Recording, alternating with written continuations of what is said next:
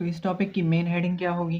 Final velocities. हम ये जो कुछ भी कर रहे हैं ये हम फाइनल वेलोसिटीज़ फाइंड आउट करने के लिए कर रहे हैं। टक्कर से बाद की वेलोसिटीज़ वो होती हैं v1 और v2। हम ये सब इसके लिए कर रहे हैं v1 और v2 के लिए। यानी अगर हमें u1 और u2 पता हो तो हम जस्ट मैथमेटिक्स को यूज़ करके क्या हम बता सकते हैं कि इनकी फाइनल वेलोसिटीज़ क्या होंगी। तो अब हम इसकी कोशिश करते हैं। तो हम सबसे पहले स्टार्ट करेंगे अकॉर्डिंग टू आवर स्ट्रेटजी, जैसे हमारी स्ट्रेटजी थी। स्ट्रेटजी को माइंड में रखिएगा, ठीक। सबसे पहले हम किससे स्टार्ट लेंगे? मोमेंटम कंजर्वेशन से। तो चलिए मोमेंटम कंजर्वेशन से स्टार्ट लेते हैं। Law of conservation of momentum क्या कहता है? Momentum of system before collision. Before collision आपको पता है m1u1 प्लस m2u2 होगा। तो before collision m1u1 plus m2u2 है। Momentum of system after collision क्या होगा? आफ्टर कोलिजन आपको पता है वेलोसिटी चेंज होके v1 हो जाएगी और इसकी v2 हो जाएगी। तो इसका m1 v1 होगा और इसका m2 v2 होगा और दोनों का combine m1 v1 plus m2 v2 हो जाएगा। m1 v1 plus m2 v2। Okay, तो ये इसका बिफोर कोलिजन है और ये इसका आफ्टर कोलिजन है m1 v1 plus m2 v2। ठीक, अब हम law of conservation of momentum ये कहता है कि मोमेंटम चेंज नहीं होता आइसोलेटेड सिस्टम का। तो हम इसको आइसोलेटेड मान के अगर चलते हैं तो फिर दोनों का मोमेंटम सेम होगा, यानी बिफोर कोलिजन और आफ्टर कोलिजन मोमेंटम सेम होगा। ओके, तो अब हम मैनिपुलेशन स्टार्ट कर रहे हैं। मैनिपुलेशन क्या होती है? चीज़ों के साथ थोड़ी छेड़छाड़ करना। ओके, हम इनको हिला सकते हैं, इधर उधर ले जा सकते हैं। हमें मासेस को अलग करना है। ओके, तो आप m1 को इधर ले आएँ, प्लस में है माइनस हो जाएगा। अब आप m1 को यहाँ से कॉमन ले लें तो आपके पास यहाँ से u1 नीचे आएगा और यहाँ से v1 नीचे आएगा। Okay,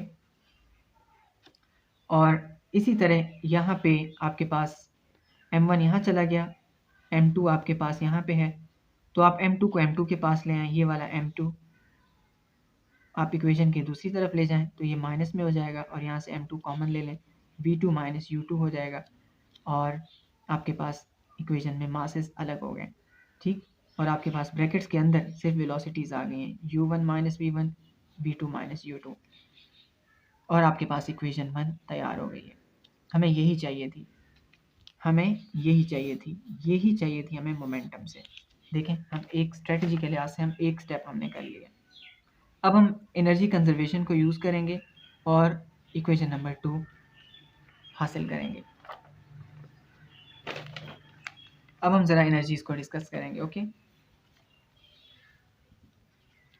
before collision kinetic energy क्या होगी? पहली बॉल की का मास m1 था, वेलोसिटी u1 थी, तो उसकी एनर्जी होगी हाफ m1 u1 स्क्वायर, क्योंकि आपको पता है kinetic energy half mv square होती है, मास और वेलोसिटी का स्क्वायर होती है। और दूसरी बॉल की क्या होगी? उसका मास m2 था और वेलोसिटी u2 थी, तो हाफ m2 u2 स्क्वायर। ये बॉल ए की एनर्जी है और ये बॉल बी की एनर्जी है। ये बिफोर कोलिजन की है। आफ्टर कोलिजन इसकी वेलोसिटी u1 थी, आफ्टर कोलिजन v1 होगी, इसकी वेलोसिटी u2 थी, इसकी वेलोसिटी v2 हो गई। ओके, तो अब आप अगर इस पे काइनेटिक एनर्जी का फॉर्मूला लगाएंगे तो हाफ m1 v1 स्क्वायर और हाफ m2 v2 स्क्वायर हो जाएगा। तो हाफ m1 v1 स्क्वायर और हाफ m2 v2 स्क्वायर, ये टकराव के बाद की एनर्जी हो गई। ये बॉल ए के लिए और ये बॉल बी के लिए। और हम जानते हैं एनर्जी भी कंजर्व क्वांटिटी है। अगर सिस्टम आइसोलेटेड है तो एनर्जी में कोई फर्क नहीं पड़ेगा, टोटल एनर्जी सेम होगी। Since kinetic energy is conserved in elastic collision, क्योंकि काइनेटिक एनर्जी मुस्तकिल रहेगी, इसलिए बिफोर कोलिजन और आफ्टर कोलिजन जो एनर्जी है वो सेम होगी, इक्वल होगी। तो साइन इक्वलिटी का साइन यूज़ करके बिफोर कोलिजन की मैंने यहाँ पे रख दी half m1 u1 square plus half m2 u2 square. After collision की मैंने यहाँ रख दी half m1 v1 square plus half m2 v2 square. दोनों को मैंने बराबर कर दिए।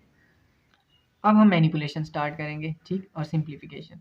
सबसे पहले आप देखें हाफ नज़र आ रहा है पूरी इक्वेशन में, यहाँ से हाफ लिया यहाँ से हाफ लिया और ये कैंसिल हो जाएंगे डिवाइड होके।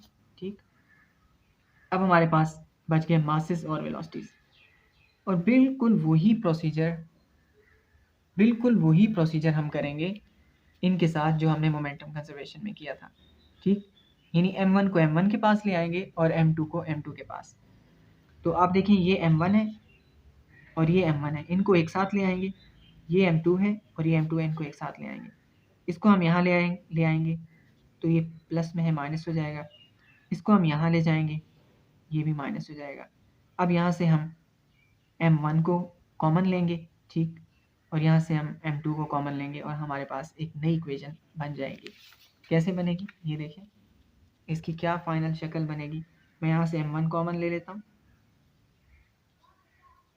u1 square minus v1 square. यहाँ से मैं m2 को कॉमन ले लेता हूँ, v2 square minus u2 square. ये हमारे पास इक्वेशन नंबर 2 है, यही हमें चाहिए थी। ये देखें m1 into u1 square minus v1 square, u1 square minus v1 square, v2 square minus u2 square, v2 square minus u2 square. ये हमारी इक्वेशन नंबर 2 थी जो एनर्जी कंजर्वेशन की मैनिपुलेशन से हमने हासिल करनी थी।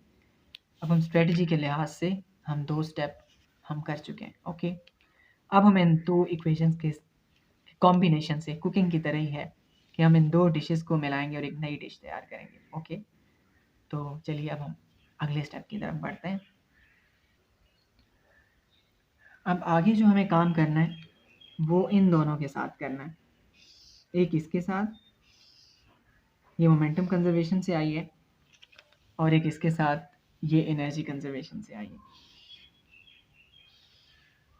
ओके, तो अब हम इन दोनों को, और हमें नज़र भी आ रहा होगा कि असल में क्या होने जा रहा है। अगर आप देखें, ध्यान से देखें तो यहाँ पे मासेस पड़े हुए हैं हमारे पास m1 और m2, और यहाँ पे भी हमारे पास मासेस हैं m1 और m2। अगर मैं इन दोनों इक्वेशंस को डिवाइड करवाता हूँ तो फिर इनके मासेस कैंसिल हो जाएंगे। एनर्जी कंजर्वेशन को ऊपर रखा है हमने, m1 into u1 square minus v1 square, m2 into v2 square minus u2 square, divide करवा दिया हमने मोमेंटम कंजर्वेशन की इक्वेशन से। तो m1 से m1 कैंसिल हो जाएगा, m2 से m2 कैंसिल हो जाएगा। आपके पास बचेंगी वेलोसिटीज़। आपने ग्रेड 10 में फार्मूला पढ़ा होगा A square minus B square. Formula मैं रेफरेंस दे देता हूँ आपको, A square minus B square is equal to A plus B into A minus B. ये फार्मूला आपने अलजबरा में पढ़ा होगा। तो u1 square minus v1 square के साथ क्या होगा, एक बार प्लस में लिखेंगे और एक बार माइनस में। इसी तरह यही फार्मूला इस पर भी अप्लाई होगा, एक बार प्लस में लिखेंगे और एक बार माइनस में। और आप देखें नेगेटिव टर्म्स कैंसिल हो जाएंगी क्योंकि सेम है, u1 minus V one, u1 minus V one, v2 minus u2, v2 minus u2, ये भी कैंसिल हो गई। आपके पास सिर्फ पॉजिटिव टर्म्स बचेंगी, u1 plus V one is equal to v2 plus u2। ये इक्वेशन नंबर 3 है और आप स्ट्रेटजी के लिहाज से यहाँ पहुँच गए। तीनों अहम इक्वेशंस आपने बना ली हैं। मोमेंटम कंजर्वेशन से आपने ये बनाई, एनर्जी कंजर्वेशन से ये बनाई, दोनों के कॉम्बिनेशन से आपने ये बनाई। फर्स्ट स्टेप में हम v2 को अलग करेंगे। ओके, हम v2 को अलग करेंगे और इसकी वैल्यू को पुट कर देंगे इक्वेशन 1 में जहाँ से कहानी शुरू हुई थी। v2 की वैल्यू निकालेंगे और इसको हम इक्वेशन 1 यानी मोमेंटम कंजर्वेशन में हम सब्स्टिट्यूट करेंगे। तो हम क्या करेंगे, u2 को मूव कर देंगे इक्वेशन के दूसरी तरफ, और ये प्लस में है माइनस में हो जाएगा, और आपका v2 बराबर आ जाएगा u1 plus V1 minus u2, इधर आके माइनस हो जाएगा। ओके, तो ये आपके v2 की वैल्यू है। इसको हम पुट कर देंगे मोमेंटम कंजर्वेशन यानी जो फर्स्ट इक्वेशन थी, वेरी फर्स्ट इक्वेशन। ठीक, इसमें v2 हमारा ये है u1 plus V1 minus u2, तो हम इसको इसकी जगह पे पुट करेंगे। तो चलिए अब हम यहाँ पुट करने जा रहे हैं। देखिए मोमेंटम कंजर्वेशन की इक्वेशन थी m1 into u1 minus V1, और यहाँ पे था आपका v2। ओके, अब v2 की जगह इसकी वैल्यू आ गई है, ये हमने पुट कर दी, u1 plus V1 minus u2 minus u2। अब हम अलजेब्राइक सिंप्लीफिकेशन करेंगे, हम मासेस को मल्टीप्लाई करेंगे, m1 इसके साथ भी होगा और इसके साथ भी, m1 u1 माइनस m1v1। अब m2 को आप सबके साथ मल्टीप्लाई कर दें, कितने सारे मोमेंटम हासिल होंगे, m2u1 m2v1 m2u2, एक माइनस का m2u2 हासिल होगा और एक और माइनस का m2u2 हासिल होगा। तो वो 2 m2u2 है ना, इसलिए 2 m2u2 हो गया। ठीक, इधर पहुंच के ना आपने याद रखना है कि आपका मकसद क्या है। यहाँ पहुंचकर आपने मकसद को याद रखना है। आपका मकसद है v1 फाइंड करना। ओके, अगर आपको v1 चाहिए तो आप देखें v1 कहाँ है, यहाँ पे और यहाँ पे। तो इनको आप एक तरफ ले आएँ इक्वेशन के, इसको माइनस m1v1 को आप इस v1 के पास ले आएँ। इसको आप मूव करेंगे तो ये माइनस से प्लस हो जाएगा। ये m2v1 यहाँ लिख दिया आपने और माइनस का m1v1 ये भी आपने इसके साथ प्लस में लाकर लिख दिया। अब आपके पास v1 एक तरफ हो गया, बाकी जो भी है उसको आप इक्वेशन की दूसरी तरफ ले जाएं। m1u1 इस तरफ रहेगा और ये m2u1 जो है इधर आके माइनस का m2u2 हो गया और ये माइनस का 2m2u2 इधर आके प्लस का 2m2u2 हो गया। यानी बाकी सब कुछ हमने उधर भेज दिया, सिर्फ m1v1 वाली टर्म्स को हमने एक तरफ लिखा है। अब हम यहाँ से v1 को कॉमन ले लेंगे क्योंकि हमें यही चाहिए। जो चीज़ चाहिए होती है ना उससे नज़र नहीं हटाते, हमें शुरू से ही पता है कि हम सॉल्यूशन v1 के लिए कर रहे हैं। ओके, तो हम यहाँ पे v1 को कॉमन ले लेंगे। यहाँ से बचा m1 प्लस m2, ब्रैकेट के अंदर रहने देंगे। यहाँ पे देखें u1 और यहाँ से भी u1 कॉमन है, u1 को कॉमन लिया, m1 माइनस m2 करके ब्रैकेट के अंदर लिख दिया। ये टर्म सेम नीचे आ गई। ओके, तो अभी तक हमने इन दोनों लाइंस में किया क्या है, हमने दो ही काम किए। हमने यहाँ से v1 को कॉमन लिया है, मास को अंदर रख दिया, और यहाँ से हमने u1 को कॉमन लिया, मास को अंदर रख दिया। ये चीज़ बिल्कुल सेम की सेम नीचे वापस आ गई। अब हम क्या करेंगे, m1 प्लस m2 को इक्वेशन के दूसरी तरफ भेज देंगे, या फिर आप यूँ कह सकते हैं ज़्यादा मोर एक्यूरेटली आप m1 प्लस m2 से पूरी इक्वेशन को डिवाइड करवा दें। यहाँ से m1 प्लस m2 कैंसिल हो जाएगा, v1 हमें हासिल हो जाएगा और यहाँ पे m1 प्लस m2 डिनोमिनेटर बन जाएगा, इन दोनों का कॉमन डिनोमिनेटर, सेम डिनोमिनेटर। अब आप इक्वेशन को अरेंज करके लिख सकते हैं, v1 को इस तरफ, u1 इंटू m1 मासेस को एक ब्रैकेट में कर दें, m1 minus m2 upon m1 plus m2 plus u2 into 2m2 upon m1 plus m2।